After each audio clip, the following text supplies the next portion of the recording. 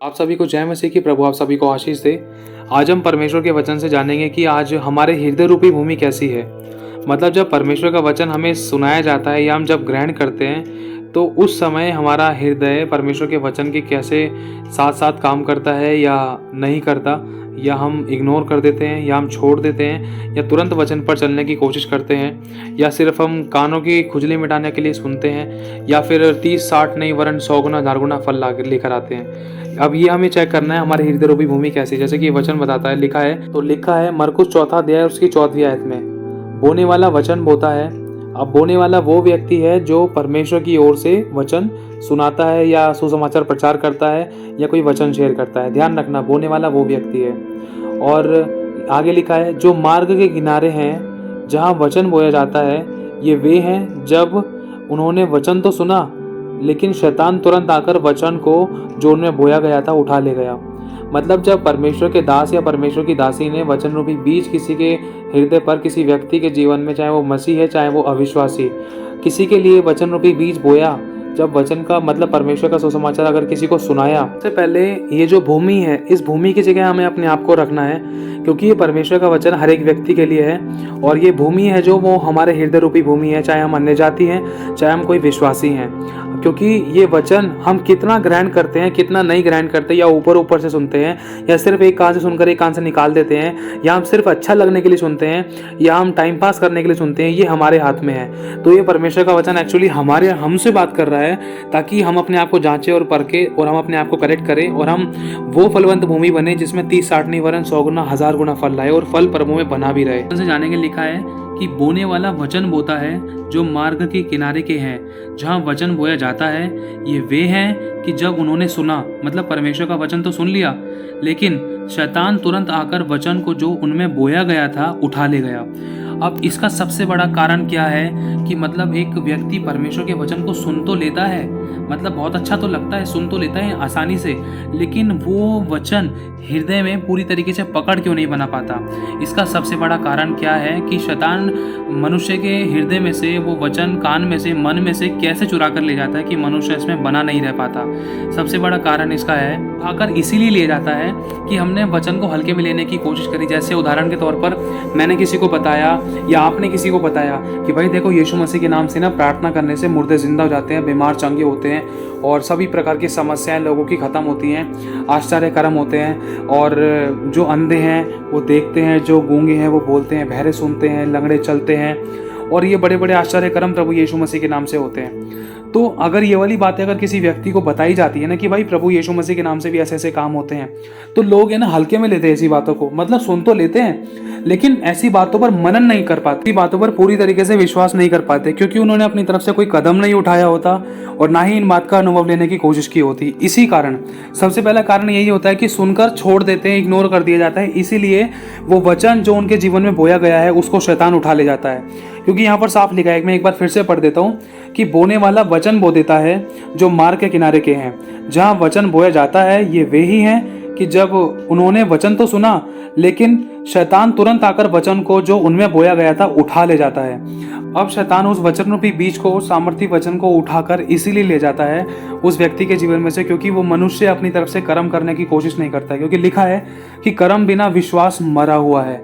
अब उदाहरण के तौर पर जैसे मैंने आपको बता दिया कि भाई देख, यीशु मसीह के नाम से ना गूंगे बोलते हैं और बहरे सुनते हैं, तो आपने ना इस पर मनन करने की कोशिश नहीं करी, आपने इसको हंसी में टाल दिया और एक कान से सुना एक कान से निकाल दिया। क्यों? क्योंकि आपने ऐसी चीजें देखी नहीं है, पहली बात। और देखने की बात तो दूर है, देखोगे तो तभी ना जब आप कोशिश करोगे। जब आपने सुनकर इसको निकाल दिया अपने कान से तो आप इसमें कोशिश नहीं कर रहे हो। अगर आप कोशिश नहीं करोगे तो इस वचन को, इस चमत्कार को अपने जीवन में और दूसरों के जीवन में होता हुआ देख भी नहीं सकते। ऐसे चमत्कार को और इससे भी बड़े बड़े चमत्कारों को जब परमेश्वर के दास दासी जब भविष्यवाणियां करते हैं, प्रार्थना करते हैं, किसी के लिए बोलते हैं, तो इनको अपने जीवन में हम होते हुए जब ही देख पाएंगे जब हम इनके ऊपर विश्वास के साथ कर्म करेंगे। जब तक हमने कर्म नहीं करा ना तो ये चीज हम अपने जीवन में देख सकते, ना ही हम दूसरों के जीवन में होता हुआ देख सकते। इसी तरीके से शैतान ऐसे लोगों के जीवन में काम करने की कोशिश करता था कि वो वचन को उनके हृदय में से, उनके मन से, उनके विचारों में से जो उनको सुनाया गया है उस वचन को उठाकर लेकर जाए, उनके हृदय में पड़ने ना दे, ताकि वो अगर वचन हृदय में पड़ गया तो वो लोग उद्धार और आशीष पा जाएंगे और वो लोग छुटकारा पा जाएंगे।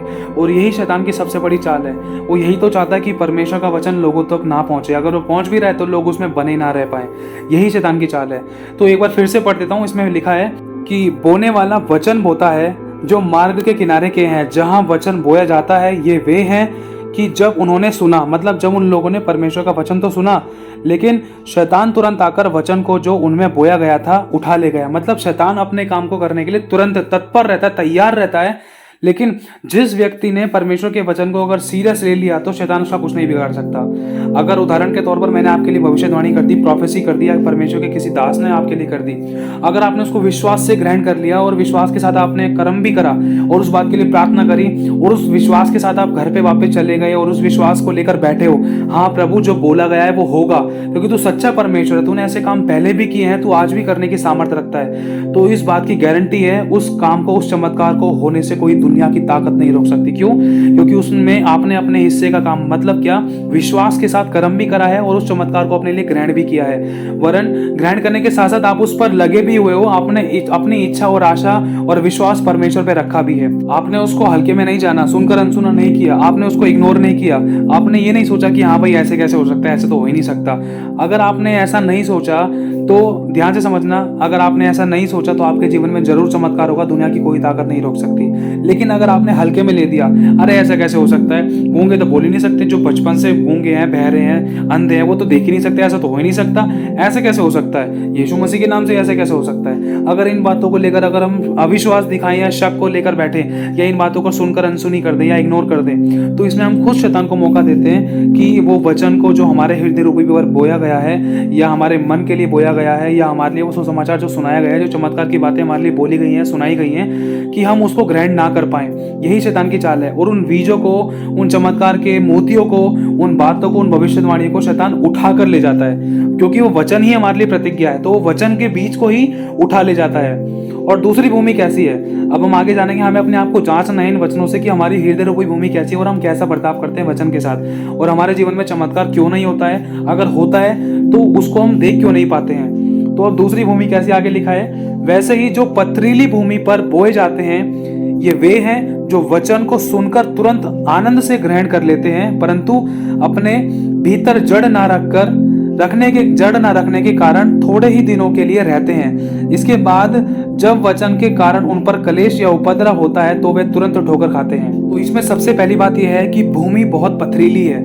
भूमि क्या है? हमारा हृदय। जब हम वचन को सुनते हैं ना तो हम बहुत आनंद से ग्रहण तो कर लेते हैं, शुरुआत में बहुत ग्रहण कर लेते हैं, बहुत अच्छे से आनंदित होकर ग्रहण कर लेते हैं, लेकिन हमारे हृदय रूपी भूमि बहुत पथरीली है, जिसके कारण वो जो वचन रूपी बीज होती है या कोई भविष्यवाणी होती है या कोई प्रार्थना होती है या हमारे लिए कोई चंगाई का वरदान होता है या कुछ भी आशीष होती है हमारे लिए किसी भी प्रकार की, तो उस चीज को हम अपने जीवन में ग्रहण इसलिए नहीं कर पाते हैं क्योंकि वचन रूपी बीज वो जड़ नहीं पकड़ पाता है हमारे हृदय के कठोर होने के कारण। और उदाहरण के तौर पर जैसे कि परमेश्वर का वचन मुझे सुनाया गया है और मैंने प्रभु के नाम पर विश्वास किया है, मैं 7 दिन चर्च जाने वाला व्यक्ति हूँ, और फिर उसके बाद धीरे धीरे करके मैंने 7 की जगह 6 कर दिए, 5, 4, 3, 2, 1 दिन, फिर मैं 1 हफ्ते में 1 बार चर्च जाता हूँ, फिर मैंने संडे का कर दिया, फिर मैंने महीने में 1 दिन का कर दिया। मतलब अपनी संगति को कम कर दिया और अपने हृदय को इतना कठोर कर लिया परमेश्वर के वचन के लिए। जब शुरुआत में मैं आया था इतना सरगर्म था, वचन को सुनता था और उस पर चलने के लिए कोशिश भी करता था, मनन भी करता था, बिल्कुल आनंद से ग्रहण करता था। लेकिन जब आज मैं परमेश्वर के वचन को सुनता हूँ, आनंद से ग्रहण तो कर लेता हूँ, लेकिन जब मैं उस वचन पर काम करने की कोशिश करता हूँ, जैसे मुझे सिखाया गया है कि मुझे झूठ नहीं बोलना, चुगली नहीं करनी, निंदा नहीं करनी, व्यभिचार नहीं करना, और जब ये बातें मुझे बताई जाती हैं तो स्टार्टिंग में तो मैं करने की कोशिश कर लेता हूँ, स्टार्टिंग में तो मैं थोड़ा बहुत कर लेता हूँ, मतलब जैसे चर्च के अंदर तो हालेलुया प्रेज द लॉर्ड हो गया, बहुत अच्छी बातें हुई, लेकिन जैसे चर्च के बाहर आता हूँ फिर से मैं वैसे ही हो जाता हूँ, दुनियावी संसार की तरह, संसार की तरह बिहेव, संसार की तरह शब्द और संसार की तरह मेरा चलना फिरना, उठना बैठना, बात करने का तरीका भी मेरा बिल्कुल बदल जाता है। लेकिन जब चर्च में जाता हूँ तो सब कुछ बिल्कुल ऐसा हो जाता है, नया लगता है और बहुत आनंदित करता हूँ। मतलब 2 तरीके के चेहरे हैं। मैंने अपने आप को परमेश्वर के वचन के अनुसार अपने आप को नहीं डाला, मैंने संसार के सदृश अपने आप को इतना बना लिया है, और मैंने परमेश्वर के वचन को अपने हृदय रूपी भूमि पर जड़ पकड़ने का मौका ही नहीं दिया, क्योंकि मैंने अपने आप को संसार की इन अभिलाषाओं में, संसार के काम में, घर के रीति रिवाजों में, फैमिली मेंबर्स में, रिलेटिव्स में, अपने यारी दोस्ती में अपने आप को इतना बिजी कर रखा था कि जब मुझे वचन सुनना चाहिए था उस समय में दूसरे कामों में व्यस्त था, या जब मुझे आराधना प्रार्थना करनी चाहिए थी उस समय में संसार के कामों में या अभिलाषों में व्यस्त था, या अपने कामों के अंदर मैंने अपने आप को इतना बिजी कर रखा था, या फिर मैं फ्री था, या किसी भी तरीके से मैं अपने आप को संसार से इस तरीके से जोड़ रखा था कि मैं वचन को ना सुनूं। मतलब मैंने अपने आप को परमेश्वर के वचन को सुनने के लिए नहीं दिया और मैंने संसार के काम के लिए अपने आप को बिजी रखा। तो इसके बाद जब मेरे जीवन में किसी मेरी गलती के कारण समस्या या परेशानी या किसी प्रकार का कोई उपद्रव या कलेश या कोई परीक्षा उत्पन्न हुई मेरी गलती के कारण, तो उस परीक्षाओं में मैं स्थिर ना रह सका। मेरे स्थिर ना रहने का कारण क्या है कि जिस समय मुझे संगतियों में, आराधना प्रार्थना में या परमेश्वर के साथ में या चर्चेस में होना चाहिए था, उस समय में कहीं और अपने आप को मैंने बिजी करके रखा था।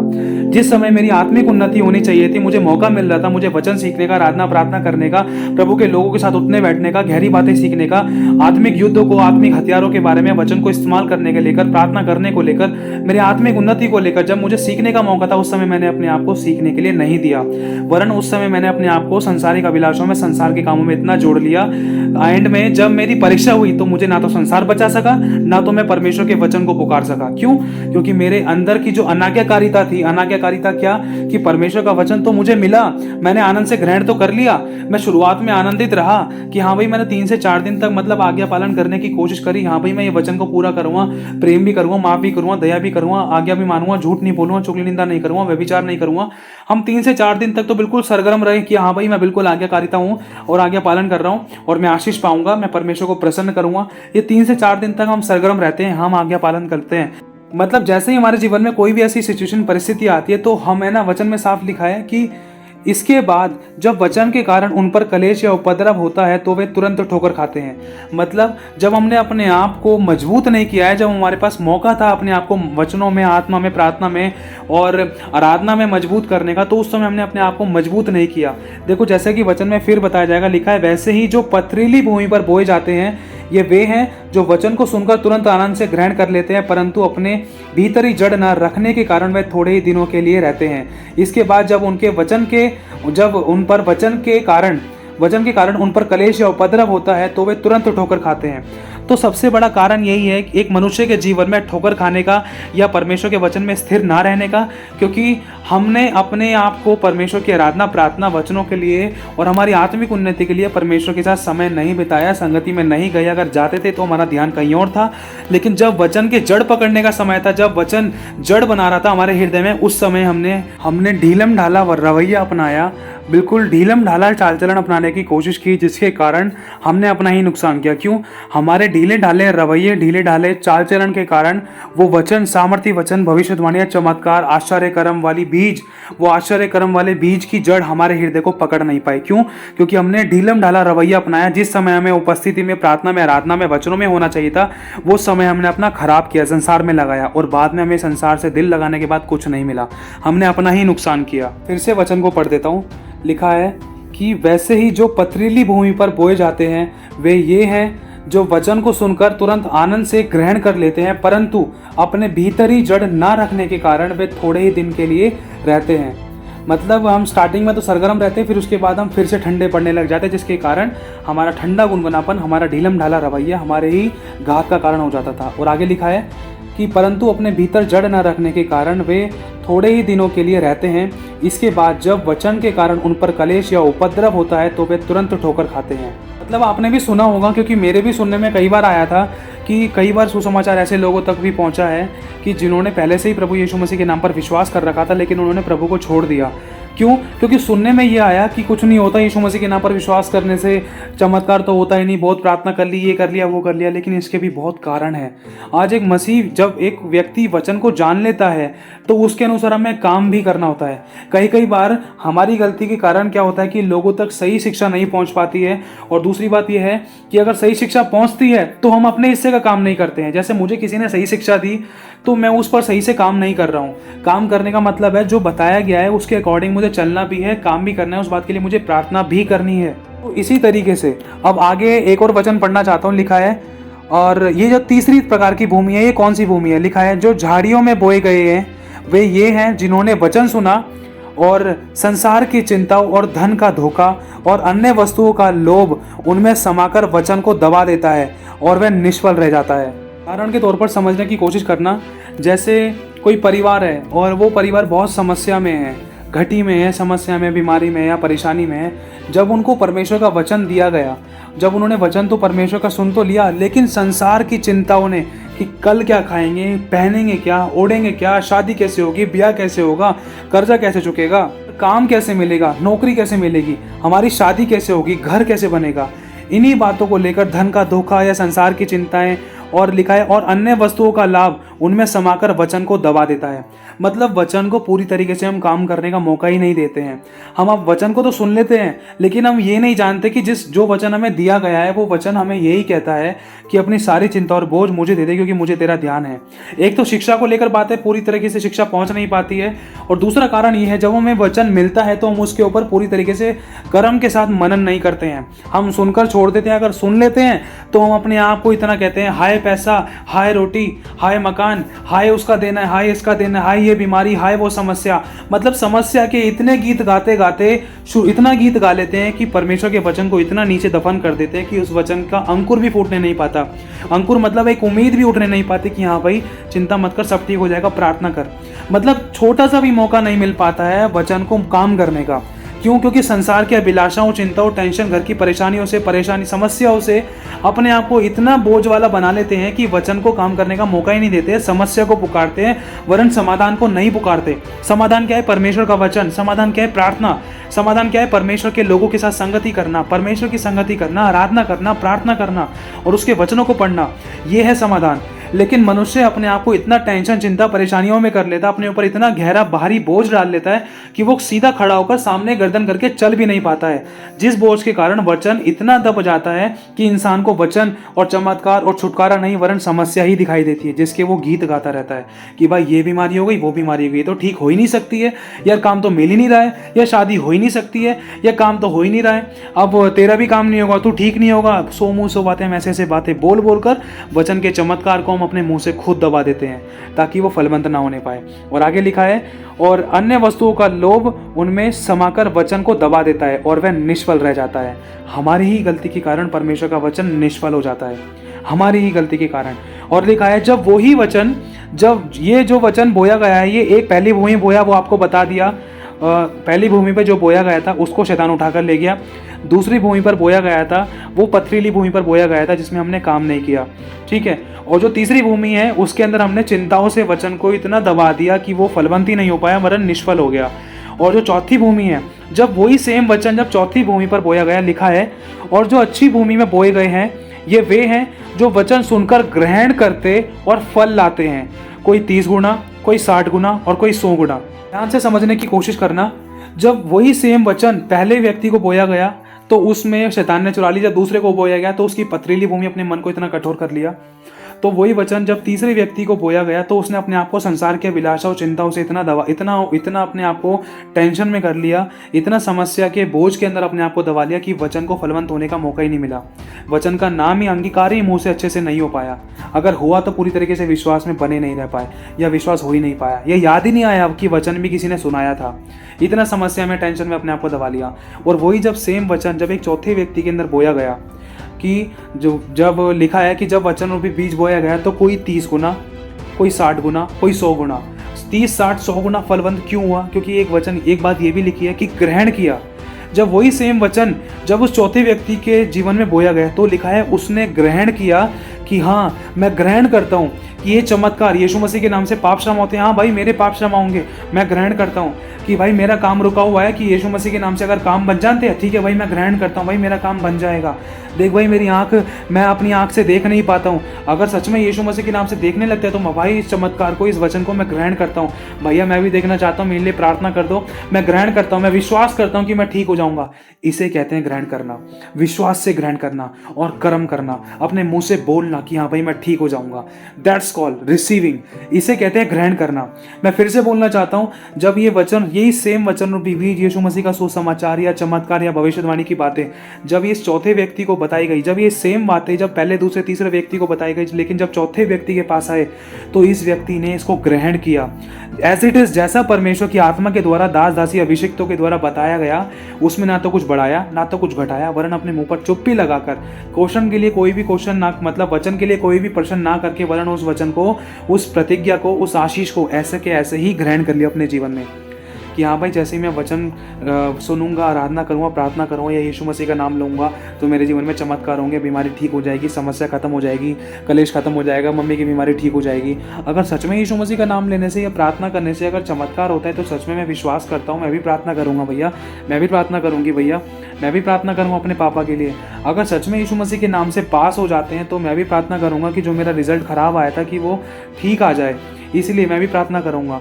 मतलब इसे कहते हैं ग्रहण करना, उसके ऊपर मनन करना, विश्वास का कदम बढ़ाना।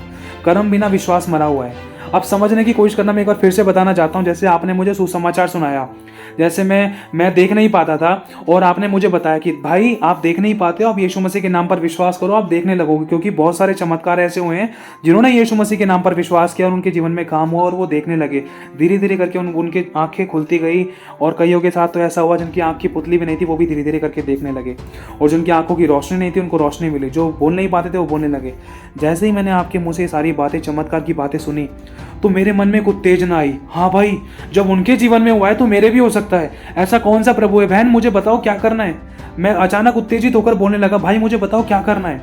क्यों? क्योंकि मेरे अंदर ग्रहण करने की एक उत्तेजना जागी कि भाई दूसरे के जीवन में जब चमत्कार हुआ आज मतलब फ्री में, तो मेरे जीवन में भी हो सकता है, मेरे जीवन में भी हो सकता है। जब दूसरे ने एक दो रुपये क्या 1 लाख करोड़ों रुपए नहीं देने पड़े, 1 रुपया भी देना नहीं पड़ा, उसके भी जब प्रार्थना से ठीक हुआ तो मेरे भी तो प्रार्थना से ठीक हो सकता है। तो मैंने उत्तेजना से बोला कि मेरे लिए प्रार्थना करो। मैं विश्वास करता हूँ कि मैं भी देखने लगूंगा, मैं भी चंगा हो जाऊंगा, मैं भी ठीक हो जाऊंगा। मुझे बताओ मुझे कैसे प्रार्थना करनी है, कैसे विश्वास करना है। इसे कहते हैं ग्रहण करना। ध्यान से समझना। अब इसको ग्रहण करके छोड़ना नहीं है, वरन इसको पकड़ कर रखना है। और जब तक चंगाई आपके जीवन में नहीं आ जाए तब तक उस बात को अंगीकार करते रहना है कि यीशु के कोड़े खाने से मैं चंगा हो चुका हूँ, यीशु के कोड़े खाने से मैं चंगा हो चुका हूँ। क्यों? क्योंकि कर्म बिना विश्वास मरा हुआ है। हमारा कर्म यही रखना है, हमें अपने मुंह से सही अंगीकार करने हैं, सही शब्द बोलने और वचन को पूरी तरीके से जड़ पकड़ने का हमें मौका देना है। जड़ कब पकड़ा जाएगा? हमारा परमेश्वर का वचन चमत्कार हमारे हृदय में जड़ कब बनाएंगे? जब हमारे हृदय से सच्चाई और हमारे मुंह से पवित्रता की बातों का वर्णन होगा और विश्वास की बातों का वर्णन होगा और चमत्कार की बातों का वर्णन होगा। जब ही वो वचन और वो चमत्कार हमारे हृदय में काम कर पाएगा, हमारे जीवन में काम कर पाएगा, उसके बाद ही हम अपने जीवन में चमत्कार को देख पाएंगे। यही बहुत गहरी बातें हैं। तो मेरे भाई और बहनों, इन बातों को समझना, आज हमें अपने आप को जांचना है कि हमारे हृदय रूपी भूमि कैसी है। आज हमारे जीवन में काम क्यों नहीं होता है? कहीं शैतान वचन को उठाकर तो नहीं ले जाता है? कहीं हमने अपने हृदय को कठोर तो नहीं कर लिया है? कहीं हम एक कान से सुनकर दूसरे कान से निकालने वाले तो नहीं है? कहीं हम अविश्वास दिखाकर संसार के अभिलाषों में लुप्त होने वाले तो नहीं है कि हमने परमेश्वर के वचन को जड़ी नहीं पकड़ने दी, लेकिन जब समस्या आई तो हम सर पर हाथ रख के बैठे रह गए। हाय, मैंने परमेश्वर के वचन के साथ कैसा किया, मेरे को आराधना प्रार्थना आत्मा में इतना बढ़ना चाहिए था, मेरे पास अच्छा मौका था बाइबल स्टडी करने का, चर्च जाने का, प्रार्थना करने का, लेकिन मैं नहीं गया। काश अगर मैं उस समय चला जाता तो आज मैं इस समस्या से, दुष्ट आत्मा से, इस परेशानी से मैं आज छुटकारा पा लेता। काश अगर मैं चला जाता तो आज तक मैं चंगा हो जाता। काश मैं अगर समय बिता लेता उस समय तो आज मैं पास्टर बन जाता, लेकिन मैंने संसार के अभिलाषों में अपने आप को दे दिया, जिसके कारण मुझे समस्या, दुख, टेंशन, परेशानी और बीमारी और अकेलापन ही मिला और स्ट्रेस ही मिला और उपद्रव ही मिला, जिससे मुझे कोई भी परेशानी 1% भी फायदा नहीं हुआ। इसीलिए मेरे भाई और बहनों, हमें अपने आप को जांचना है। तो प्रभु आप सभी को आशीष दे, आप सभी को जय मसीह की।